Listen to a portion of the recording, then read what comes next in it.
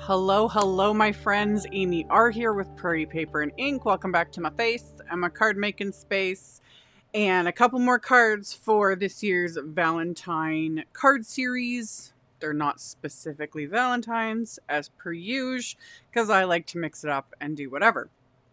Now, I used shimmer powders, specifically Lindy's Magical powders for these cards. It's been a minute since I've used them last.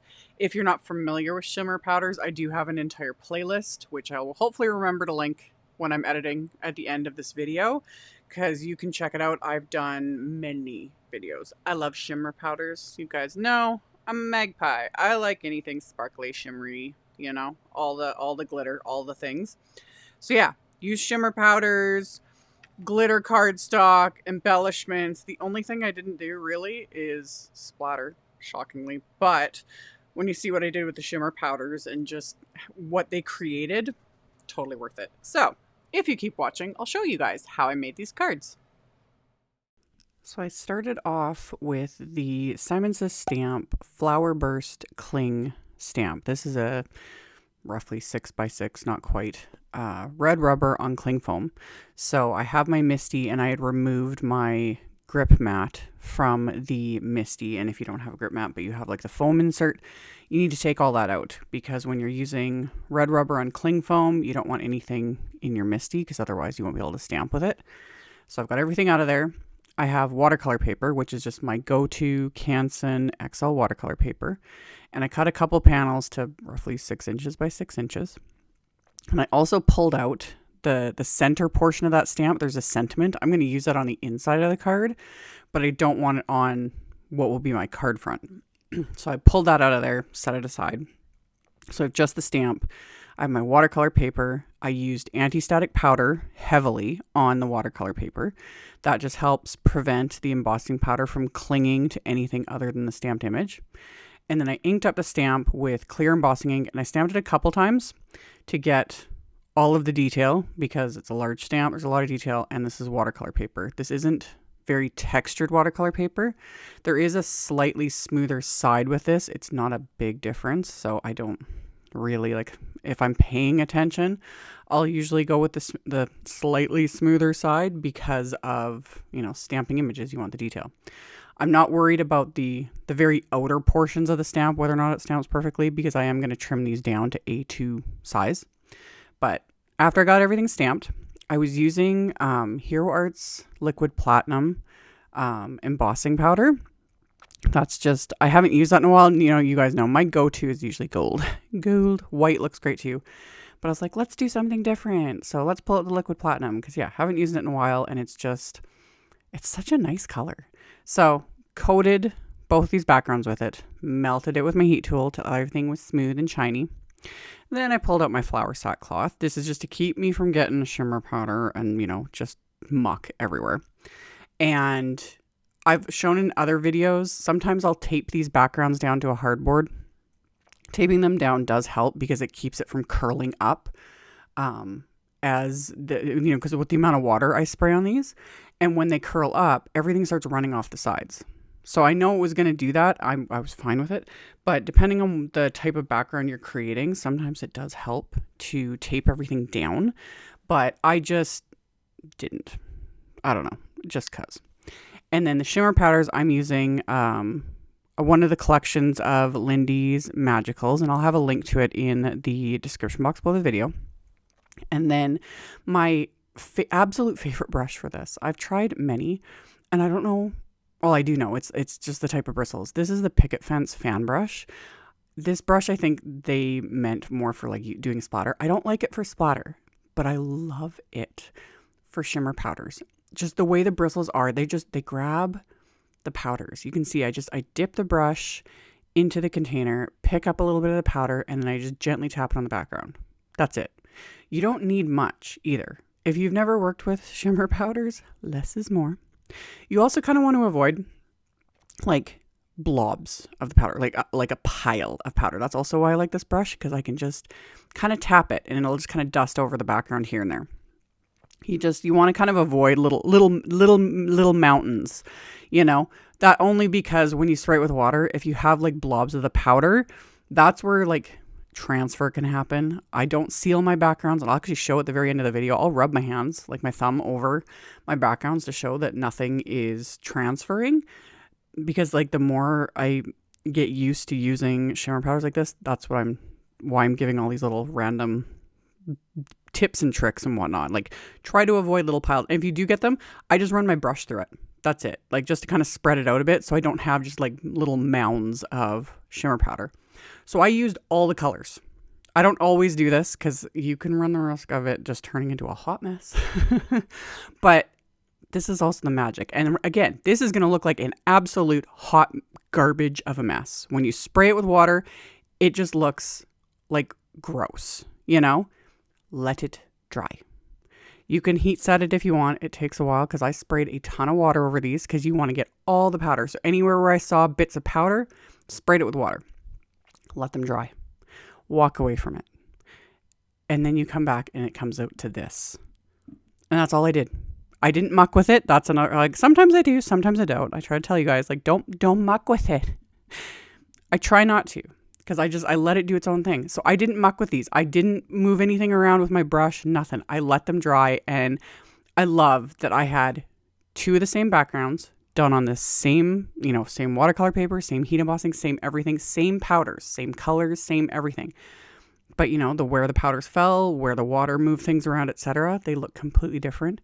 And I love how they just fill in, and that's why I do the heat embossing, because that those raised edges catch that liquid and they'll mix and do their own thing. And it's so fun. It's so fun.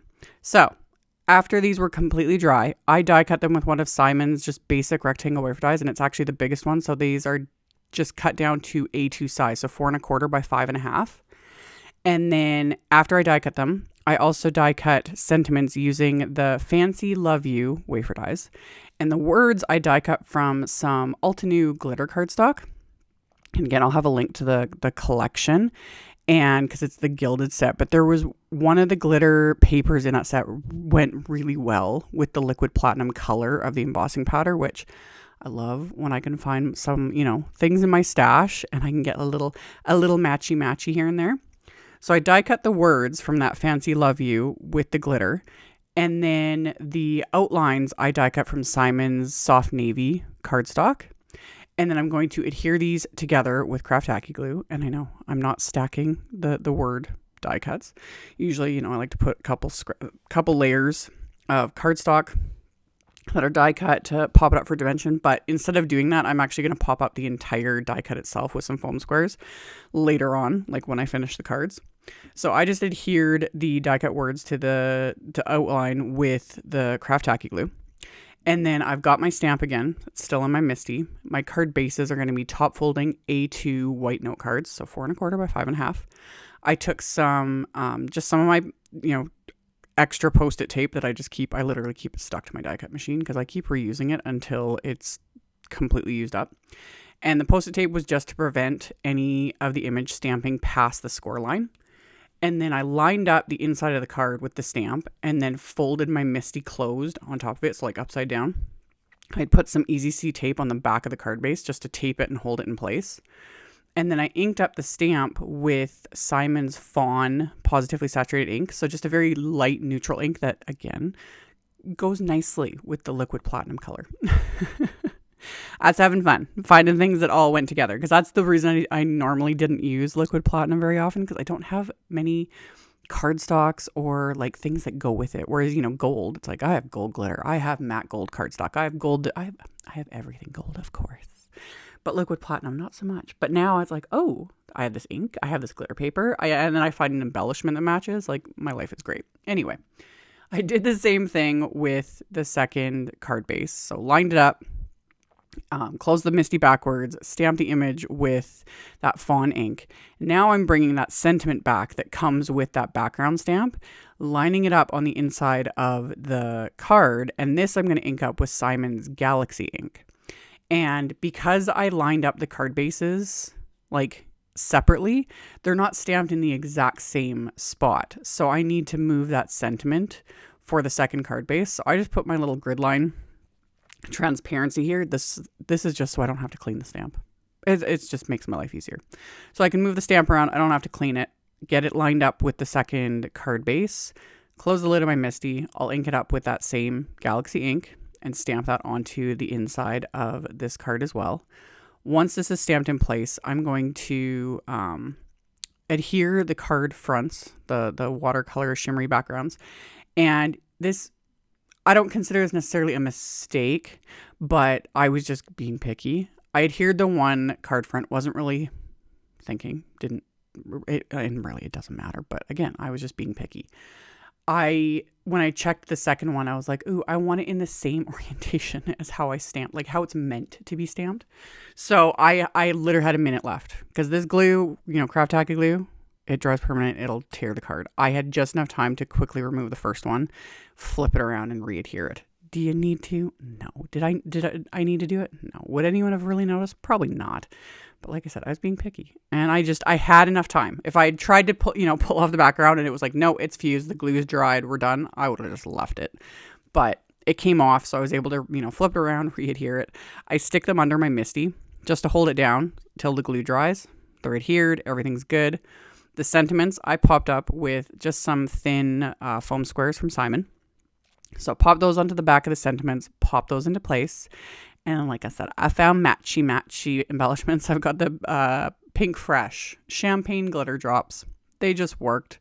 So I put a few of those onto each of the backgrounds and then adhered them into place with little dabs of Craft Tacky glue. Once those were adhered into place, these cards were complete. And I'll show with my flashlight the shimmer. And like I said, I'll rub my thumb on this. Because, yeah, nothing really transfers. I don't have an issue with it. You can use sealing sprays like sealants. Krylon makes a good one. There's good, art sealant products out there. I just don't bother. Like Tim Holtz says, don't lick the artwork. If the recipient wants to lick the card or chew on it, that's on them. Don't, it's not good for you. But I don't worry about it. I don't have a problem. A lot of times I think that if you have an issue with it transferring, you've just used way too much powder and not enough water.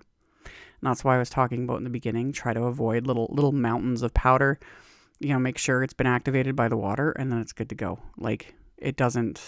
It shouldn't be just white. You shouldn't be getting tons of it wiping off. There's nothing. Maybe the teensiest micro bit of shimmer on my thumb, but that's it. So hopefully those tips help. I hope you guys enjoyed this. As always, I will have links below the video to my blog post. I'll have a supply list. I'll link to everything I use so you can check that out in the description box below the video. I'll link to those other playlists at the end of this video on the end screen. You guys can check them out if you've missed them. Thank you all so very much for taking the time to watch my videos, for thumbs upping, commenting, subscribe if you haven't. I'd love to have you. And I will see you all very soon in the next video. Bye.